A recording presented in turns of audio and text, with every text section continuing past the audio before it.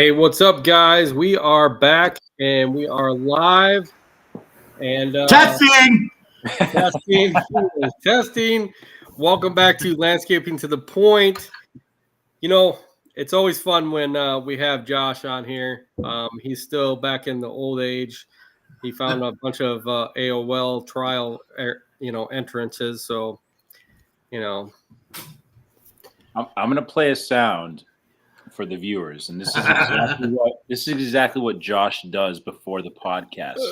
And if you know what the sound is, put it in the comments.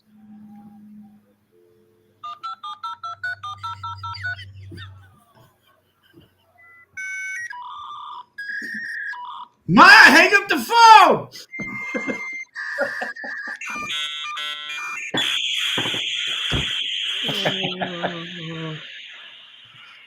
Oh, funny stuff. Funny stuff. That's Josh. Josh has got the oldest internet in the whole world. That's right. Yeah, that's what I guess that's what you get. Came with the internet connection from then. That's right. I mean, that's what we get. He has a hamster that runs on the wheel and generates power from an alternator. That's why he's got so many animals. We don't know about it. They're running downstairs.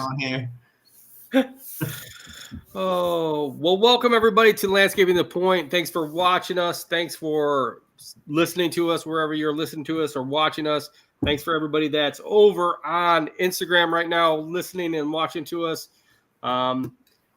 Is it freezing in Boston? That's what one of the questions is. Already we're getting this because you both look like you're freaking cold.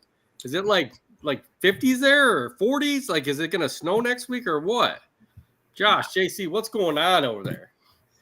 Yeah, it's 2 a.m. It's going to be 51 degrees, so it's getting a little chilly. It was a nice day today. Kind of was like in the morning it was a little cold, but then the rest of the day was really nice t-shirt weather. Got out there doing some yard work, some stuff like that. But yeah, the evenings and the nights and the mornings getting a little chilly. Yeah, I bet. So, Josh, how do you spell hard water in 3 letters? How do I spell hard water? Hard water. 3 letters. You get 3 letters to spell it in. That's it. Is it H2O? No. Hard water. I don't know how. Ice. Ah. There you go. Thank you, Brightstone, for that dad joke of the week. That's dad joke / riddle. Yeah. Well, so we're back. It's been a good week so far for me, I guess. Hopefully you guys have had a great week. I know the snow is coming next week for you guys, so I guess hopefully everybody's prepared for that. So our topic of this week is prepping for the future. So not only can you prep for the future for your business, but you can prep for your life, your anything in life you can prep for. So one of the main things I'd like to know is, are you guys prepared for the future, like retirement? That'd be my first question to both you guys. Let's ask the youngest. Yeah. Josh, you are the youngest. You probably got $5 million saved away for the rest of your life, right? Yeah. I wish I'm probably the worst example from this, if we're being like transparent. I didn't start really getting organized till later on in life, adult life. I had kids young, and saving and thinking about future wasn't really an option. It was more, I'm going to put it like financial survival, where you'd have to figure out, how you're paying your rent, how you're going back and forth. As you got a little bit older, like early 30s, mid 30s, started playing around. Obviously owning my own business gave me the opportunity to kind of invest in myself a little bit more, and I put a lot back into the company. But it's funny you brought this topic up, right? So my wife and I actually just hired a financial advisor for the company and for personal to kind of help us guide this, with like bigger investments. We're trying to become landlords and buy some multifamilies, different areas in the state, and want some professional advice on how to do this. So I kind of opted into that. I've gotten as far as I could with my Boston Public School System spots. Now I'm going out to the collegiate level for assistance. Nice. Yeah, you're stepping up your game. That's awesome. I guess that's one way of doing it. I mean, I think I mean my end I'm not prepared. I'll tell you the truth. I'm not prepared. I mean, it's more about building the business and you know surviving than anything than putting money away for the retirement. And I think that's a big problem with a lot of lawn care companies and landscape guys that are out there. A lot of people nowadays are kind of in that same boat. But I have seen a what do you call it? It was a retirement investment agent, and he's gave me some tips and stuff on what to do and where to go from here. But I think that's one of the things that we all kind of look at towards our future is how to prep for that and what to do. JC, are you prepared for the future? It always kind of starts with an idea. I like Josh, I was kind of late to the party. But I think I'm a believer that it depends on what you envision as far as retirement goes, and what your expectations are going to be at that point. Like, if you plan to live a simple life at retirement, it depends your family situation. Do you have kids? You don't have kids? Are you planning to move to a different state? You can kind of it's never too late to do it, but you can definitely make it work for you. I think I have an idea as to what I want to do for my retirement, but whether or not my plan is there fully, I don't know. But I do have a pension, but that's obviously not enough. So there's definitely things that I could definitely do to try to improve on that and set myself up for preparing for a future. Right. So, are you prepared for the future for your business? Either of you two?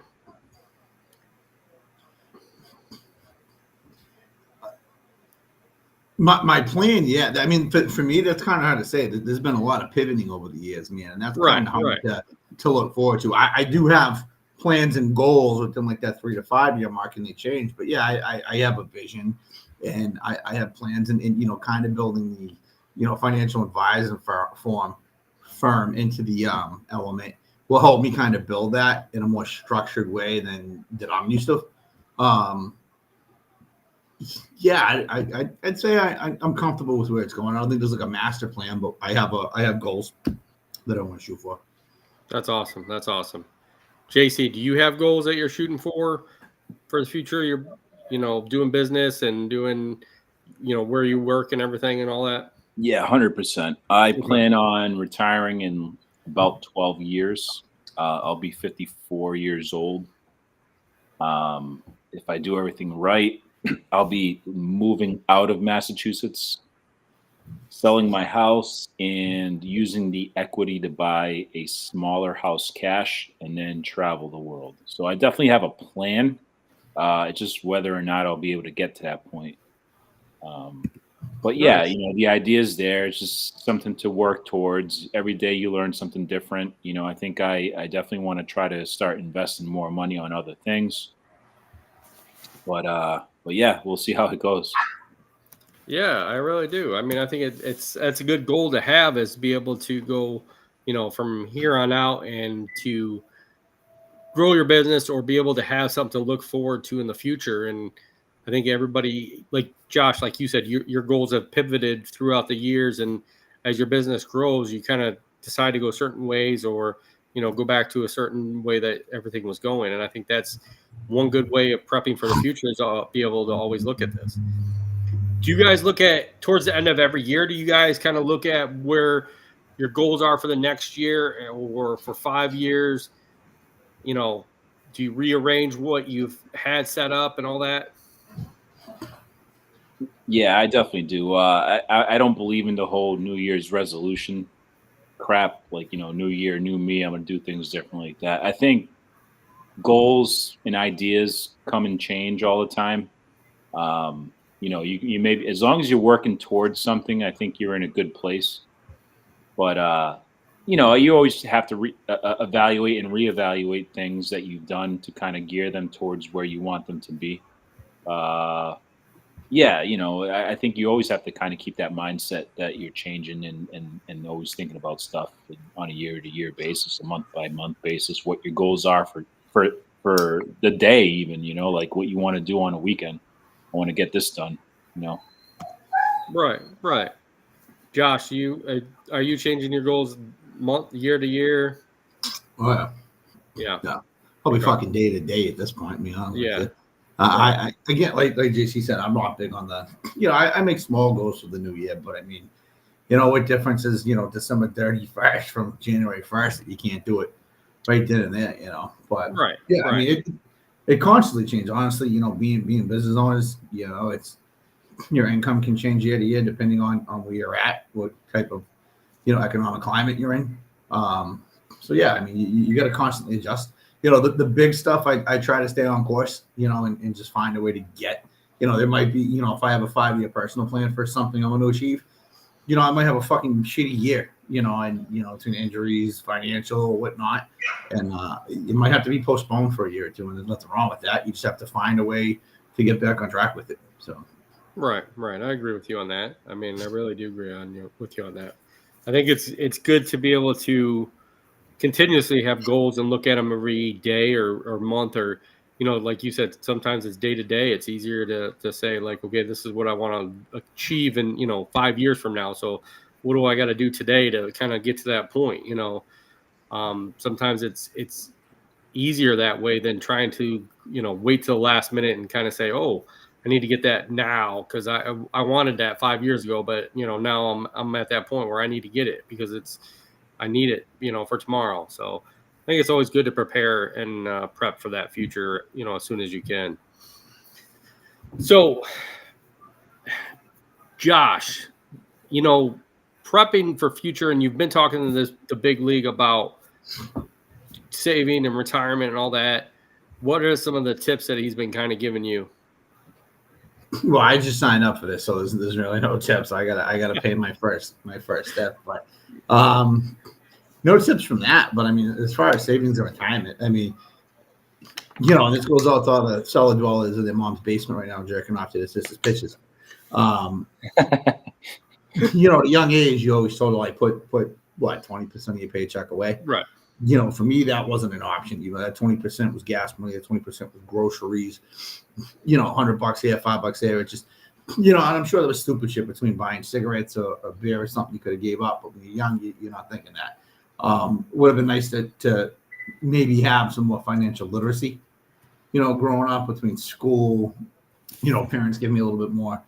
So I wish I had tips in that form. And that's something I do with my kids, as I try to teach them, when they have a few bucks in their pocket and they're itching to buy something, the advantage of saving and waiting and, sourcing it versus spinning it outright, Right.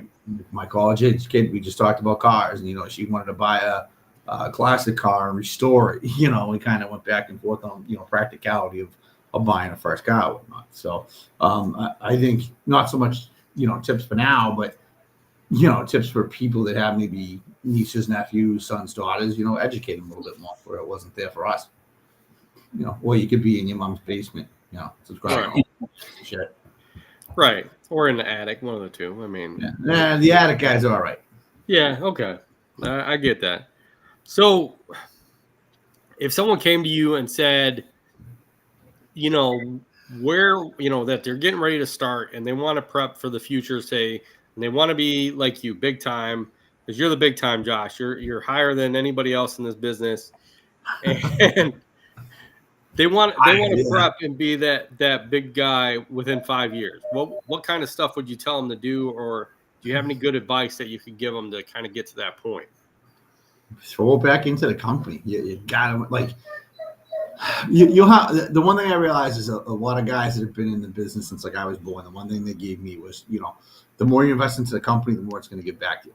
I don't know what that was. The more you invest into your company, the more it's going to get back to you. So, rather than put into that SEP IRA or that Roth IRA, throw that money back into a machine or equipment or employees or training for yourself. That's going to help you build that company and get where you want to get a lot faster. And that's, whether you buy yourself, 2 guys, 3 guys, 4 guys, or multi-employee business. Right. Okay. So, JC, do you have any good tips that you would give somebody? If I could go back in time and talk to myself when I was like 18 years old, I would definitely, not just from a business standpoint, but just from a personal standpoint, is learn how to invest early. At 18, even just putting something towards a retirement account, building that up. It doesn't have to be complex. You don't have to be selling penny stocks left and right, knowing the stock market. Just some type of savings and some type of investment. I wish I could go back and do that. And I agree with everything that Josh says about the business sense, investing in your business, getting your business to grow, utilizing your profits to, increase and be able to buy more equipment, to be able to do more work, to gain more money and invest in yourself in that sense as well. But from a personal standpoint, if you're working a 9 to 5 and you're just, hustling and you're not a business owner, definitely put away towards some type of either deferred compensation, 401k, Roth IRA, whatever it is, just put something. It's never going to be a negative thing for you. You're always just going to have that, at some point.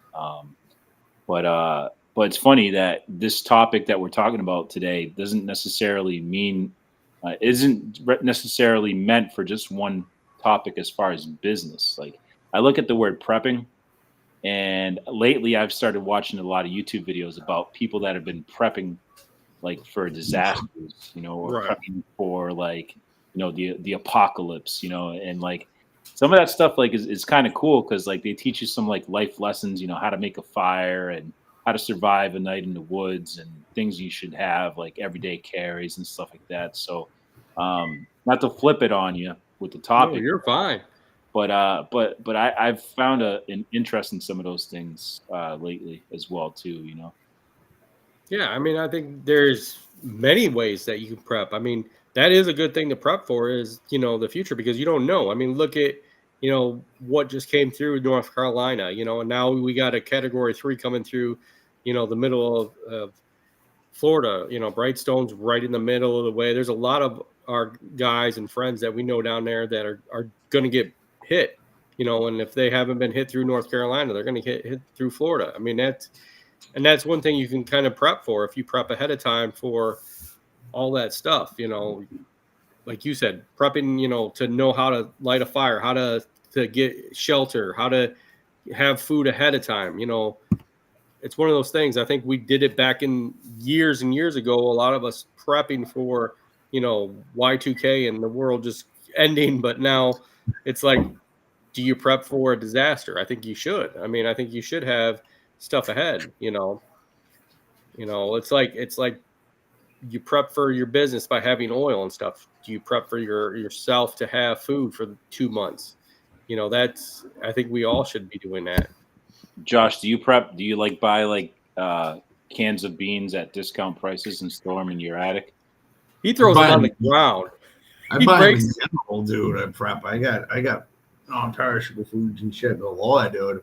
I'm ready for the zombies and the cellar dwellers to come out and not and steal shit. You know what I mean? Okay, so going on that. Okay, so there's all these robberies now going on in North Carolina because of a lot of these towns are just devastated. Are you prepped to handle getting someone coming into your house to get them materials and food that they need off of you? I'm prepped to keep someone out of my house to get materials and stuff that they need. That's all right. More what I'm concerned about. All right. So you got one of those air-powered nail guns probably sitting in the basement, right? Yes. That's always good to have. Yes. JC, are you prepared? I know you're probably prepared more than any of us here. So let's just say I would be very comfortable in a situation where something happens, maybe trying to come into my house as far as my preparation goes. I think without getting too in depth with it, people might want to come to my house in situations where where they fear that people are going to be after them. So yeah. Oh, somebody's at the doorbell again. Those are the preppers coming right now. Yeah, that's my house. It's the Halloween kids coming to get the candy early. I mean, so Josh is nearby. Josh, if shit hits the fan, you're definitely safe at my house. I'm good. I got a scope tower in the attic. I got 2 scope towers up He there. has, he has the sawed off The bell shotgun tower? in Boston. The only bell tower in Boston. He used to do drive-bys with the sawed-off shotgun. Oh, okay. So, Josh, you're prepared. You got tons of food ready to go for how many months are you prepared for? A couple months? 2 months? 3. 3 months? 3. 3? Okay. JC, are you prepared? As far as Food and water and all that. I can't say that I am not prepared for food. Okay. But if I have to get food, I could get food. Good. Are you getting prepared now that you're watching all these prepping videos? I want to. Okay. Yeah, in all seriousness, I don't want to like be one of those fucking. That's a rare instance. Jensen swears. I don't want to be one of those guys that are like completely crazy about like prepping and stuff like that. But I want to like get a shelf in my basement. Start stocking some things, perishables, some water. Containers. Nothing crazy, but right. With me, I'll probably end up eating that food anyways on a daily basis. Like, some chili. I got a buddy contractor out of Boston. He passed away about 10 years ago. Mike Tobin Excavation and Landscaping, and he was more of like a builder. And one of the things he got into is he started building like fallout shelters, like in-ground fallout shelters for like rich people in like the more affluent areas. And he used to make fun of them and shit. But the more and more you would build them, and then people would come in with like engineered plans, it started getting into his fucking head that he started developing like his own shit from like doomsday prep, and it was crazy. But like he'd have things with like built-in generators, like they just came up. It would cost like $5,000 from the engineering plan, but just like something where it was like 2 years worth of survival. Because like I think Stanford did a study, and it was like in the event of like catastrophic failure, right, and everything shuts down, the human race would last 18 months, and that's on the stronger point for people. But like existence would be gone in 18 months from like D-Day. That's crazy. I believe it. I can see it. I really can't see it. There's actually a new house that's getting built down my road that literally the dude built the basement, and it is 10-inch thick concrete walls all the way around, and it's got pretty much a sealed door. He's got everything prepped for down there: bedroom, bathroom, everything's pretty much a bunker, pretty much underneath his basement. So I mean, I think it is good to be prepared because you never know what can hit. I mean, like you said, infrastructure is going to go out real quick. Stuff starts to go away. So. Scott, are you in Tornado Valley? Like you yes. in that area? Yeah. So like, don't you guys kind of have to be kind of preppers with that stuff? Yeah, you got to be kind of prepared for it. It's one of those things. Being out, we're kind of out more in the country area, so we're going to get hit before the big city that's literally down the road. So it's like you got to be prepared for that to come in at any time. It's. Having a basement's awesome, and having a crawl space is awesome. But the best thing is to be able to jump out and get out of here if need be. And then it's not. No life is worth sticking around for my house to get destroyed. That's the way I look at it. So I like the movie I Am Legend with Will Smith, but I wish that movie was done without the zombies and just kind of focus on his survival because he was kind of like the only person around. Right. But yeah, it is pretty interesting, like how some people just millionaires spend like all this crazy money on all this. Well, bro, think of it, right? If you think of outside the box with that movie, right? And you take the zombies and think of them as just like people in civilization, right? After 6 months of people having nothing, no stores, no cell phones, no internet, like basic commodities just gone, people are gonna act like that. Like they're gonna like the same guy Doomsday, where I remember they were talking about they built a stove in the bomb shelter, and they were trying to come up with a more efficient way to reduce the odors of meat cooking or food cooking when it had a vent out, because the idea was that something with the vacuum on the stove, you could still smell the food up to a quarter mile. The guy made a good point. After 6 months of people just like rationing and trying to find food, and all of a sudden you're cooking like deer or moose, and that smell goes off, people are going to show up and do what they got to do to feed their family. So it's like that's the scary part of it. And like think about like COVID and shit, people fighting over fucking toilet paper. Paper, yeah. Dude, I remember like 15, 20 years ago when I was living in Rosendale, a water main broke and there was no water for days. And I'm thinking, all right, no big deal. I go to get a case of Poland Springs. You couldn't buy Poland Springs within 10 miles of the city of Boston. It was fucking insane. And people were fighting over that shit, getting in the brawls and parking lots. So just think about when all of a sudden you can't have your meat, your rice, your potatoes. Dude, why is it that whenever something like this happens recently, everybody goes first thing for toilet paper? I don't know. That kind of blows my mind. Like, what are we gonna exchange toilet paper? Is that what we're gonna do? Is exchange toilet paper for food? Yeah. Listen, I've been in jobs where you lose a sock, you lose a sleeve. You got to do what you got to do. But Right. but they go for the toilet paper before they go for the food. You have to eat before you shit. Yeah. I guess it's better to be prepared with toilet paper. I guess I don't know. It's kind of one of those things that it blows my mind on how the toilet paper goes down faster than anything else. I mean, dude, I'd be at Home Depot like stealing all the seeds, cucumber seeds, tomato, like anything I could find that I could like harvest, dude. I'd be stealing all that crap to get toilet paper. You wipe your ass with a pile of grass, right?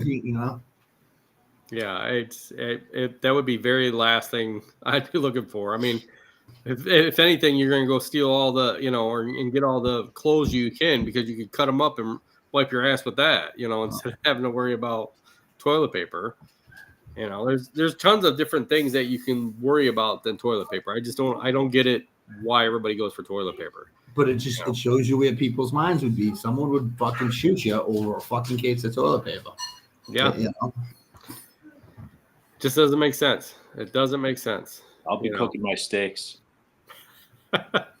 Okay, so if we came down to a point where shit all hit the fan, what's 3 things you're going to go into the store and grab? That's a great question. Josh. Josh. John. Some sort of pure alcohol, ammo, and like I said, seeds. Okay. Damn. Nothing else. I mean, you're just gonna get alcohol, seeds. Top 3. I mean, if that's top 3, I mean, med supplies, Tylenol, aspirin, that shit. Anything to survive with. But like again, alcohol, I can sterilize, I can drink, I can clean, I can sterilize water. Right. Seeds, I can feed myself, I can harvest, and ammo, obviously, I can protect myself. Right. Or get food. I mean, either way. Yeah. I was gonna say that lighters. I'd get propane, like propane tank, all that I can. Bleach, and some type of food or something. That's Water.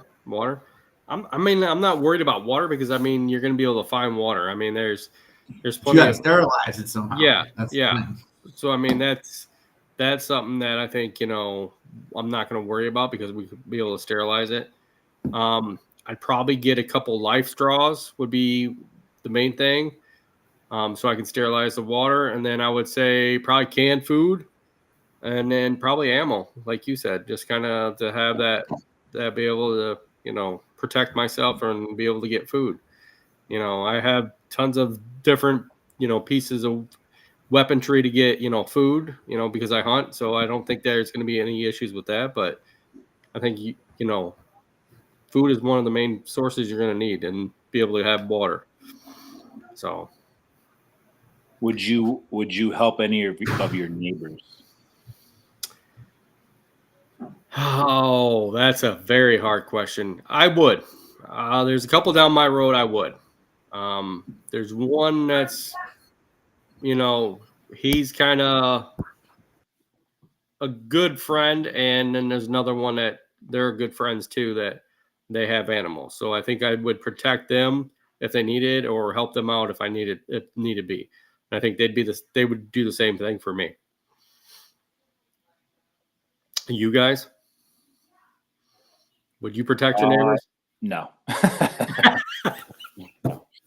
Damn it. No. You're just going all out, right? Yeah.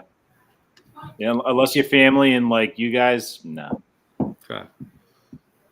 Josh, you gonna protect the neighbors or no? You're Nah, I'm gonna probably divert everything over that way. Gonna send them over that way. Got food, we got dogs. Yeah. Oh, well, that's one way of doing it. I think the one thing good about being a landscaper is all the tools we have in our arsenal: rakes, shovels, chainsaws, weed whips, snow plows. I mean, there's so much that we can protect ourselves with compared to a lot of these other people. I think that's a big plus on our end. You know, I know, Josh, if something comes down like that, you'd probably throw a snow plow on and make sure that you had a plow on your truck, you know. I said to my wife, I said, between the skid steers and the front end loaders and stuff, I'm like, I'd be able to like build a compound, you know, right. and really mess with it. I'd probably be hauling my equipment down to where I am to try to protect it. Yeah. That would be your first half hour to an hour, getting as much stuff as you could get back. You know, I mean, I think that's the main thing that is a plus in our business is, you know, being able to do all that stuff and be able to prepare for, you know, even worse things that are coming. So, CEO says dessert. Any answer? I don't know. He says, if you were trapped in the world's largest desert, would you A, cover up or find shade? Desert. He said desert, I guess. Cover up. Cover up? Yeah, you're gonna use your energy trying to find shade. I'd gotta do anything to cover up. It gets cold at night in the desert. Yeah, dig a hole, kind of figure a way to cover up. I think that'd be the easiest way for anything like that.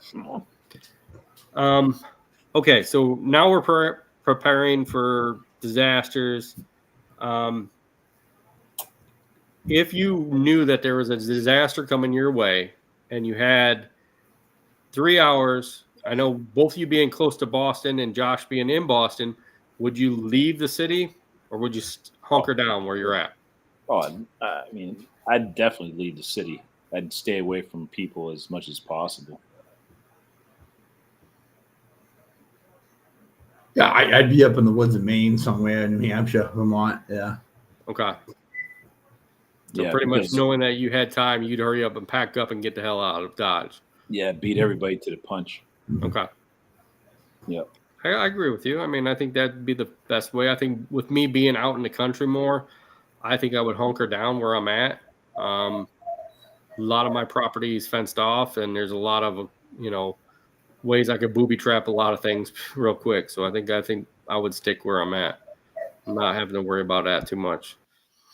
What kind of fuel would you harvest? Would you try to get propane, kerosene, gasoline? How do you stabilize it? What would you get?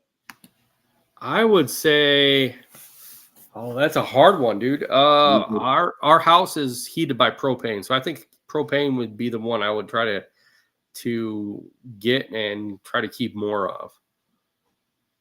You guys, Josh?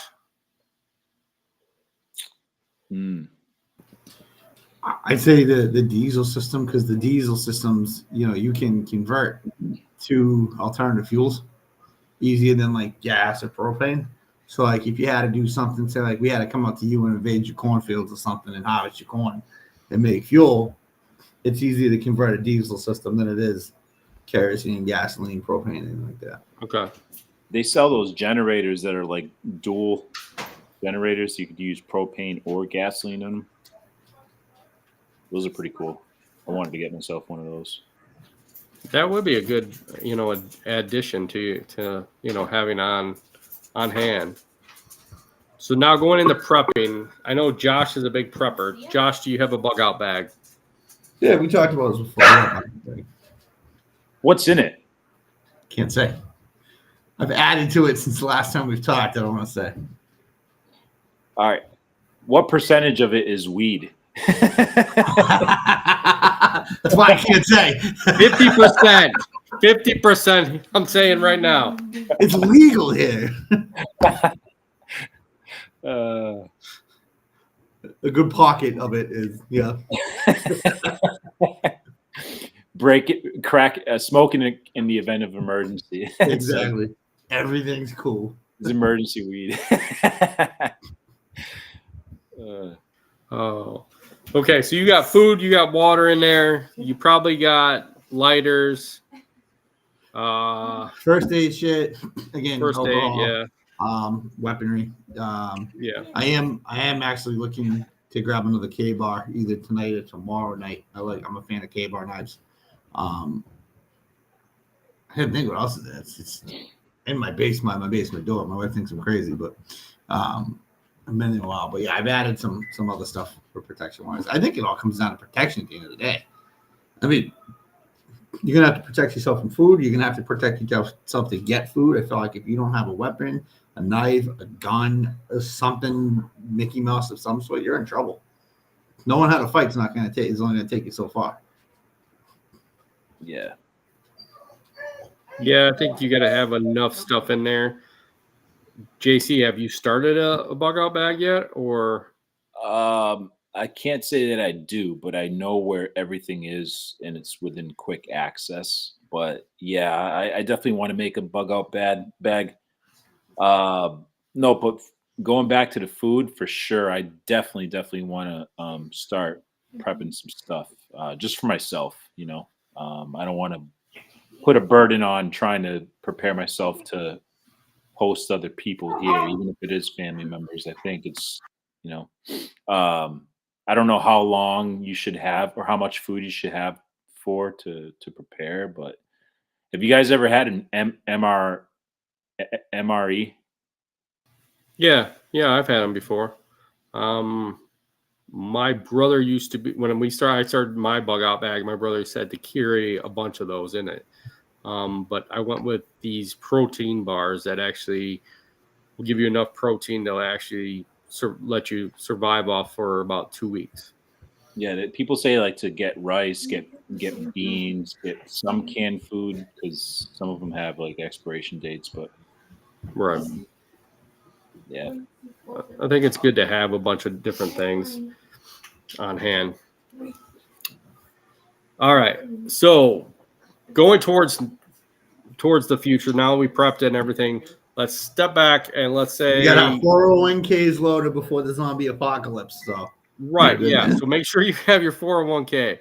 So what's the best 401k, Josh? Because you're the bigwig on that. Should I go? Business owner is a SEP IRA. It allows you to, if you're married, you can. I think the law now is up to 10,000 per person. So without being penalized, so you can get away with a lot more. It's a little richer than like a Roth or a traditional IRA. So SEP, if you're self-employed, is usually the way to go. If for some reason like you're not structured in a corporation format and you're sole proprietor, that's also the way to go.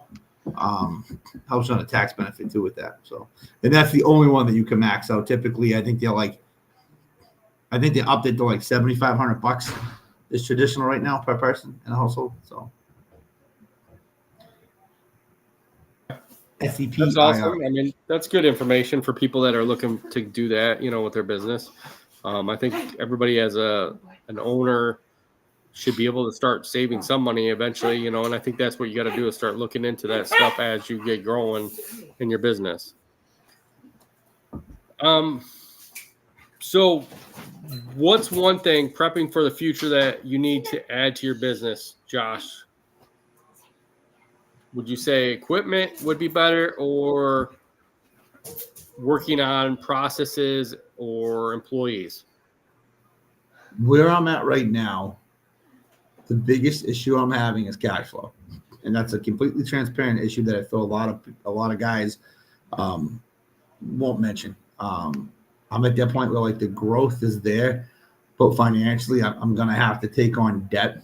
And that was part of the reason for bringing in the financial institution, the financial advisors, was that obviously as a company and a separate entity, if I take on that much debt, that can affect my personal life and my investments.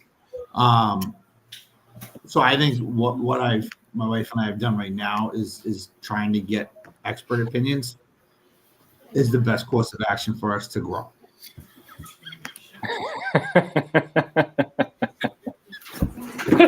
I had to show you that. Oh, That was Yeah, great. dude. Oh my god. And the comment highlight of the podcast is yes, that one. that was a good Dude, comment. I can't tell. I love when people. I love when people come on here and just hate the crap out of this podcast. You know, if you come on here and you don't like what's being said, then just jump off of it. There's no point in jumping on here and hating on what we're doing. Bro, these or are what all we're little talking dudes about. and girls that get diddled by their dad, dude. I mean, staying off the grid, the fucking Muhammad Ali, fucking come on, dude. Right. Like 13-year-old kids, dude. Let them be. They're fine. Some of them make me laugh. You're gay, mister. Yeah. Oh my god. But to answer that question for me, it's the cash flow option. So like where I see myself in 5 years versus what I know I can push through. I can sell the work I want, but I need some big financial backing. And while granted cash flow can be great at times, it can be very shitty like this year. And being able to have that reserve and that dip that I can go into and turn that debt into positive debt and negative debt into positive debt will help. And having and this is a little bit more substantial than I've ever dealt with. So I want people to do that for a living, you know. Right. Okay, so I've heard talking with a couple other business owners that you should keep at least 2 to 3 months cash flow set off to the side. Yes. Is that you think that would be perfect for anybody in the business? Depending on your size, I think that's a good place to start. Yeah, I think that's a conservative start for, you know, smaller single guy, double 2-3 guys. Yeah. Okay. So now would you say using the profit first method, would you take that profit and put it towards getting that cash flow going, or would you put that profit towards like building, you know, your equipment, your infrastructure and all that? My equipment and infrastructure will bring me the profit that I need. You know, Okay. like To get that cash flow and all that. Yeah, the numbers and the scalability are there. You know, like I've done the formulas and everything on it. It's just having that up front and Yeah. growth demand, I should say. You know, Right. especially with the snow, we have a lot of opportunities to bid on a lot of stuff, but I don't have $3 million sitting around to invest in front end loaders and additional salt trucks and stuff. So, like, understand that like some of these front end loaders you can buy older, but to buy decent reliable equipment, you're talking like $200,000 per loader, unless you buy like a Right. XCMG, which is still around $100,000. You know, so you need 10 of those plus some skid steers. You're well over 1.5 in Massachusetts, if not more. Wow. You know, and then your operators, and then a place to store them. So it adds up really quick. Right. You know, and granted, as cocky as I want to be and as independent I am, like I know my limits. I don't do that for a living. You know. Right. Like I want to talk to someone that plays with numbers and can, you know, forecast conditions for me and stuff and say, hey, listen, this is what we're looking at. I like calculated risk. I like to see it on paper. With anything I do, I like to see it on paper. You think that it's easier that way to have the calculated risk than to just jump in it and take it, you know, just go at I it? spent my entire life rolling the dice, man. And listen, sometimes it works. But for those like 3 times it works, there's 20, 30 times that it doesn't, and it sets you the fuck back. And that was a lot of my setback. Was rolling the dice, going, I'll figure it out. I'd rather figure out beforehand and know that if something comes up, which anything can come up at any point in time, you know, that there's an alternate route to it. You know what I mean? There's a way to back out of it. So I think seeing it in front of me, this is, you know, I'm not saying that I'm going to go search for $2-3 million, but over time, it gets up to that, and I want to be prepared. I want to be educated with it, and I want advisors over me that do that every day and play with numbers. I'm a landscaper. You know what I mean? I don't play with numbers every single day. Right. Do you feel that the recession's coming and it's going to hurt us in the long run? think you're already in a recession. I think that we're just between the last two administrations. I think we're kind of fucked as landscapers. I think you do need to pivot your business for essential services, not like COVID essential, but again, this year a lot of guys have gotten back into maintenance, including myself, where it's like you kind of have that stand out where you got guys that do septic, they might do utility installs, water main lines, something that you're in demand for, where kind of you're an emergency service versus just, hey, I can come out and do a leaf cleanup or do a lawn mow. You kind of set yourself apart and you have that demand there. Yeah. JC, what do you think? Yeah, I think 2020, even before that, things kind of got us to a sense of reality, and a lot of businesses had to adjust based off of those things that are going on. Some of them failed and are no longer businesses. Some of them did better. But I think everybody kind of went through a change, and people learned a lot about themselves and what they're capable of doing as a business owner. A lot of people transitioned their business into other avenues. Some people left what they initially started and started doing something completely different. People started focusing on what was bringing them more money and shedding what wasn't. So, as a landscaper, as a, outdoor business company, whether it's paving, whether it's, hardscapes, the possibility to achieve is definitely there. Is figuring out how to get to that point and how to do it. Right. And I think people were forced to learn how to do things right. And that's the type of mindset you have to have all the time. You can't wait for a situation to start acting on something. You have to have that mentality of recognizing what isn't working for you and adjusting and going that forward. So put yourself in the mindset that you're always in a recession. You're always in turmoil. You're always behind the eight ball. And that'll kind of keep the hustler mentality hungry for you to continuously go forward and then be able to plan for your future in that way. Right. I think that's the best way. I mean, that's like the Boy Scouts motto. I mean, always be prepared. Always be prepared for the future, because you never know what is going to come at you and at what time. That's the hardest part, is like you said, to be always try to think that you're behind the eight ball, because who knows what tomorrow will hold. Shit can come through and destroy it all up, or next president can just be like, oh well, we're taxing the shit out of everything. So you never know what's going to go on from here on out. And I think that's what is interesting with any business, not just ours, but any business. Things can change. So, and it's a hard statement, because I'm nobody to say this, but you wonder if the businesses that failed during these times, is it because their practices has always been half-ass? And then it took that to put the nail in the coffin of their business. And then you wonder about the businesses that did really successful. Was it because they were always on point? They were always, doing what was working for them as a business owner, and only profited and became more successful because of those hard times. It was a cakewalk for them. There are people that are saying I made, our company made a shitload more money than we ever did during COVID. And that means you were directing your business the right way. To me, right. It seems. I translate it as that. I don't know, but that's what I'm assuming. That's what I'm guessing. If it took COVID for you to fail, you have to question whether or not you were always running your business the right way. Right. Let me piggyback on that, because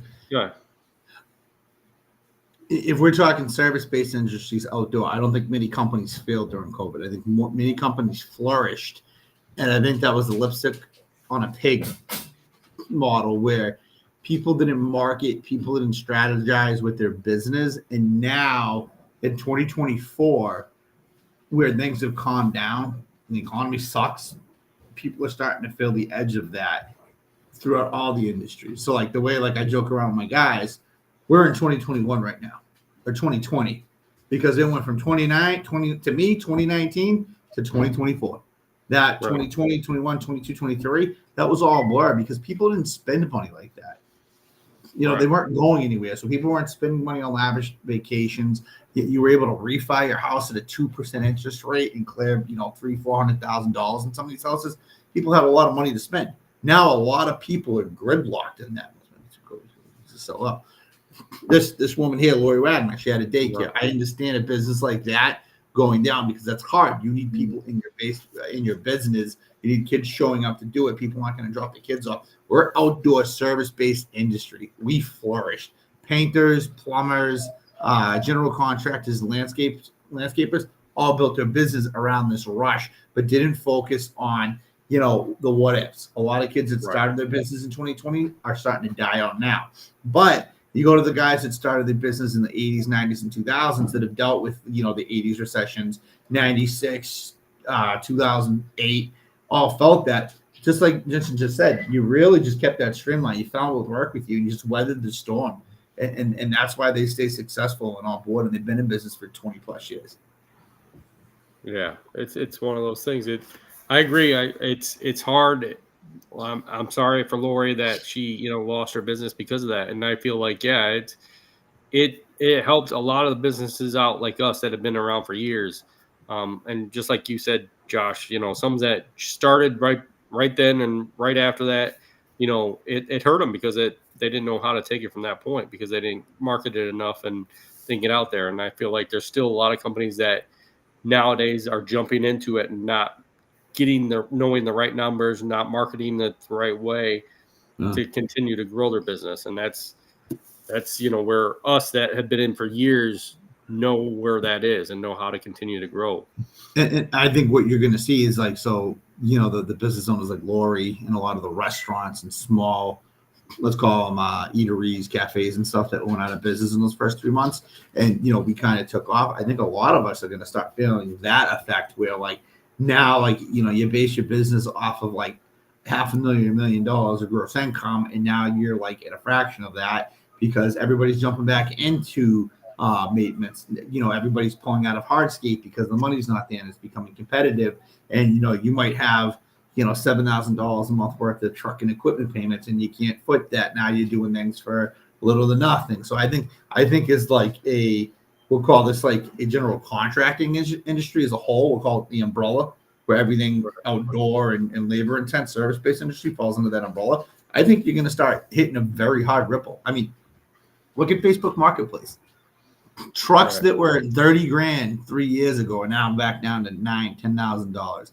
The price of loaders are drastically dropped. I mean, a loader that was $77,000 2 years ago is now down to $25,000. And I know that sounds like bullshit coming out of my mouth, but take a look at it. It's insane. So I think people are slowly starting to get out or downsize or pivot and maybe change industries because it's back to being flooded again.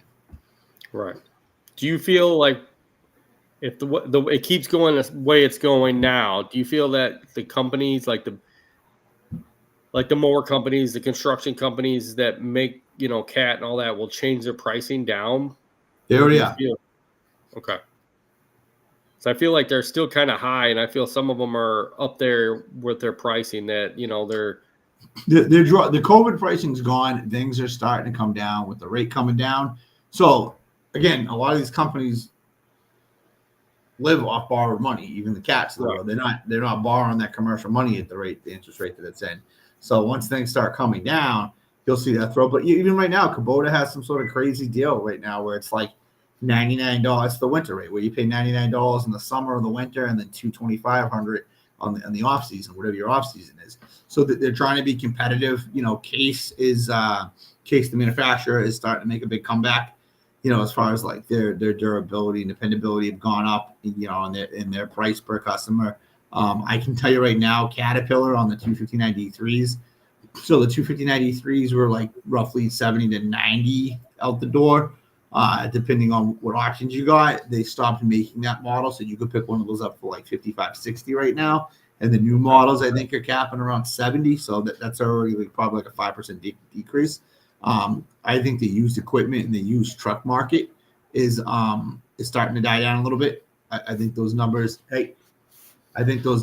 are drastically dropping. I mean, look at truck prices where they were a few years ago versus where they are now. Jensen, I know you were kind of back and forth a little bit. I think part of it was because the used market was so inflated. Where like if you go now, you can find that $3,000, $4,000, $5,000 beater truck again. Yeah, we were talking about that in the last podcast about the cars for clunkers and and buying that, back in the early 90s, early 2000s, buying that $900, $1,000 car that nowadays it's, $4,000, $5,000 that you're spending. So, oh yeah, I mean, it's gotten high. I mean, I tell you that much. I mean, I used to buy trucks for $2-3 grand, with 150,000 miles. Now they're like 15-20 grand pretty much for 150,000 miles. And you're like, really? I'm not going to put that much into it, and but you can't put money into, a brand new one at $70,000-$80,000 either. And sometimes, it's your payments are over more than what you really want to spend on a normal vehicle anymore. So, yeah. But what's funny though, aside of like the prices, aside of the inflation, aside of like the interest rates going down, all that stuff, right? I know we're coming down to the last minutes of the podcast, but there's been a lot of like shitty tactics that has been implemented that people still do. Like these dealerships, right? Asking $15,000 over sticker price on cars. Like that's the shitty stuff that kind of continued on after the fact. Like specialty cars or like cars that are in high demand or limited edition cars. They're asking more money for them and people are paying for it. It's kind of crazy, but there's a lot of like just personal tactics and shitty business tactics that are still being utilized. Right. I agree with you on that. Well, I want to thank everybody for being on tonight. Thank you, Josh and JC, for continuously being on the show. We always have some great talks here, and I think we've touched on a lot of stuff about the future. And thank you for a lot of the comments on Instagram and on, YouTube that were actually good comments. And thank you for the people that were actually putting in some good, information. Thank you, Lori, for, shout out to Lori. Yeah, that's a lot of good, stuff that being on there. So continue to watch us, continue to listen to us. You can watch us here on YouTube. You can listen to us on Spotify and a lot of other places. So thank you guys for being on. And I want to hopefully see you guys all next week. And thanks to our sponsor, Cujo.